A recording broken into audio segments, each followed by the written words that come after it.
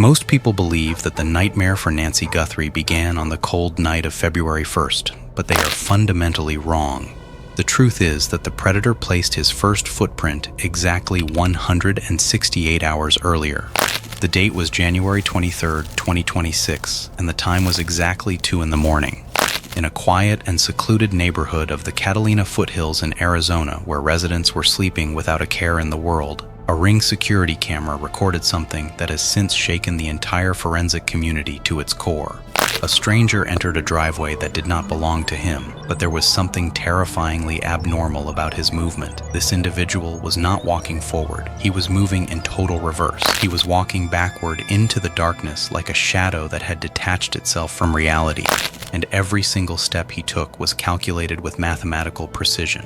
This was not a random act of burglary, and it was not the stumbling of a drunk or confused individual. It was a complete and professional dress rehearsal. Investigation has since revealed that the suspect chose a house exactly 6.5 miles away from Nancy Guthrie's home. This house was what forensic geographers call an architectural clone. It featured the same long, winding driveway, the same desert landscaping, and the same deep pockets of darkness that define the luxury properties in the foothills. He was not there to steal anything. That night he was there to run diagnostics. He was testing the hardware of modern security systems to see how the human body could defeat passive infrared sensors. He was testing what technicians call wake-up latency. Most smart home cameras sleep to save battery life, and they require a delay of 1 to 2 seconds to start recording after detecting motion. This suspect knew that gap perfectly. By walking backward, he ensured that during those critical seconds of camera activation, the lens only captured the back of his hoodie and his Ozark Trail backpack. By the time the camera fully focused and adjusted its exposure, his face was already shielded and he was moving into a blind spot. He was essentially hacking the software latency with his own body mechanics.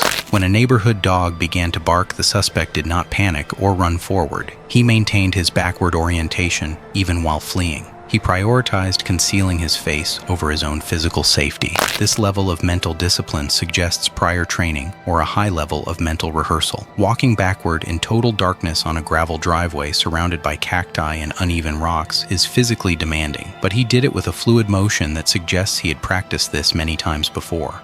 He was using this stranger's driveway as a laboratory. He was measuring the distance from the street to the trigger point. He was listening to how loud the gravel sounded under his boots. He was watching to see if the dog's barking caused the bedroom lights to turn on. Every minute he spent on that driveway was a data point for his final plan. This rehearsal was his classroom where he learned how to become invisible to the digital eye.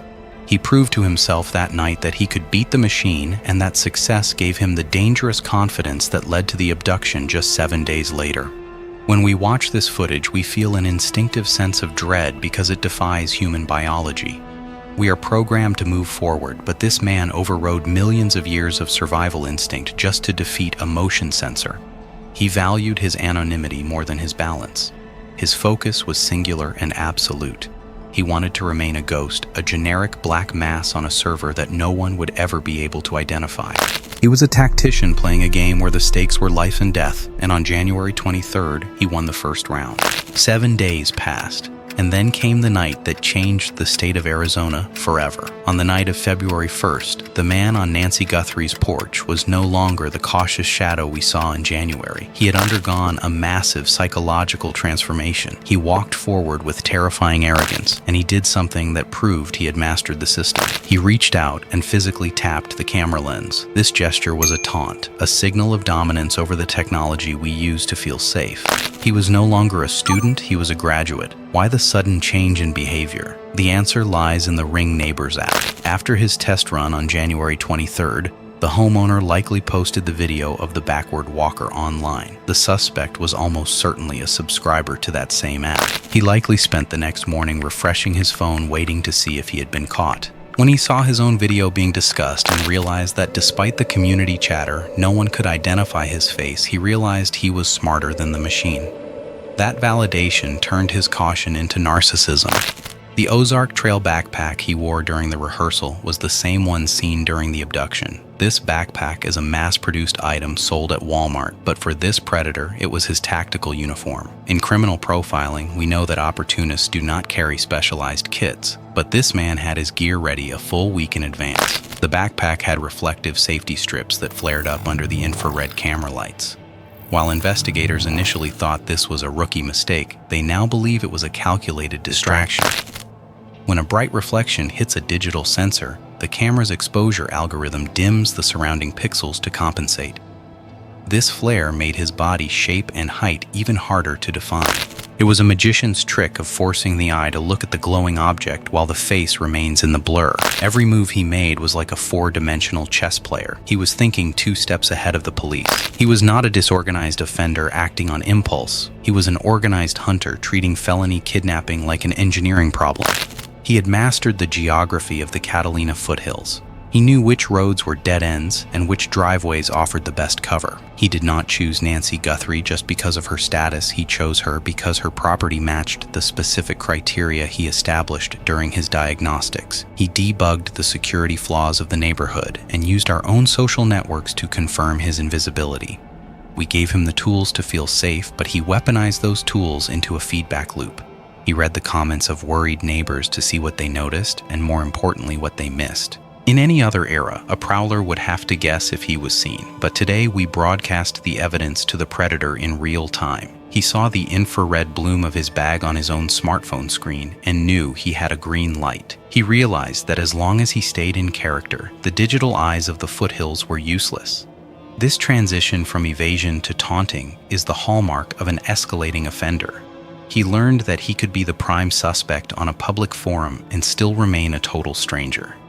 He used our transparency to refine his mask. He saw the panic he caused and it fed his ego. By the time he arrived at Nancy's front door, he wasn't just there to commit a crime, he was there to execute a proven concept. He knew exactly how long the delay was, and he knew exactly where the blind spots were. He treated the security system like a toy because he had already defeated it in his mind. The question now is whether this predator is truly as perfect as he believes himself to be. Every criminal leaves a trace, and in this case, the trace is digital.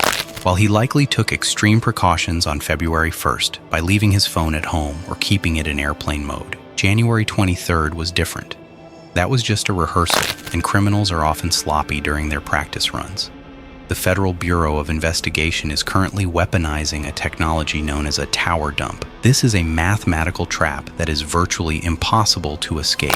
Imagine a grid of every unique mobile device identifier that connected to the cell towers near the test site on January 23rd, and then overlaying that list with every device found near Nancy's home on February 1st. Investigators are hunting for the digital intersection.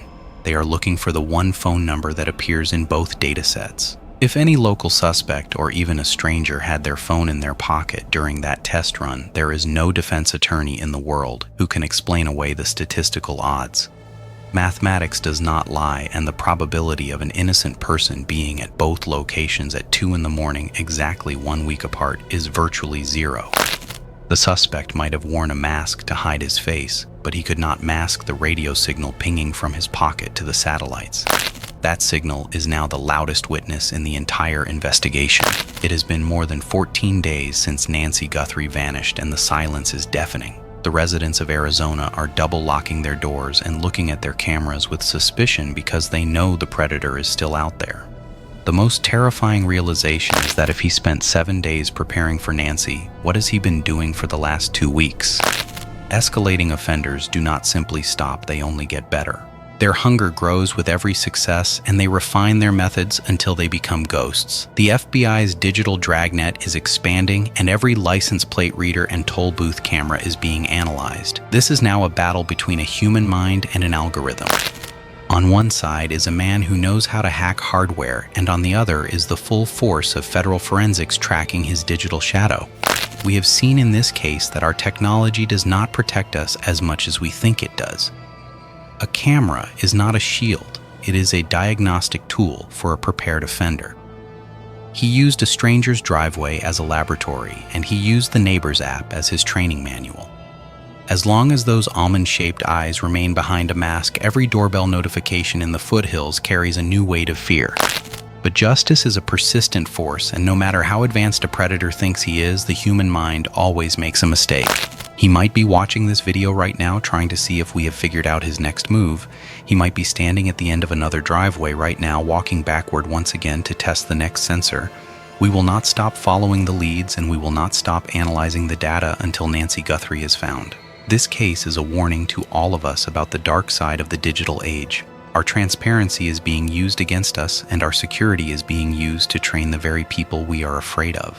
We must stay vigilant, and we must look out for one another in ways that technology cannot. The digital alibi trap is closing, and the mathematics of the case are moving toward an arrest. The silence regarding Nancy Guthrie will eventually break, and the person behind the mask will have to answer for the nightmare he created.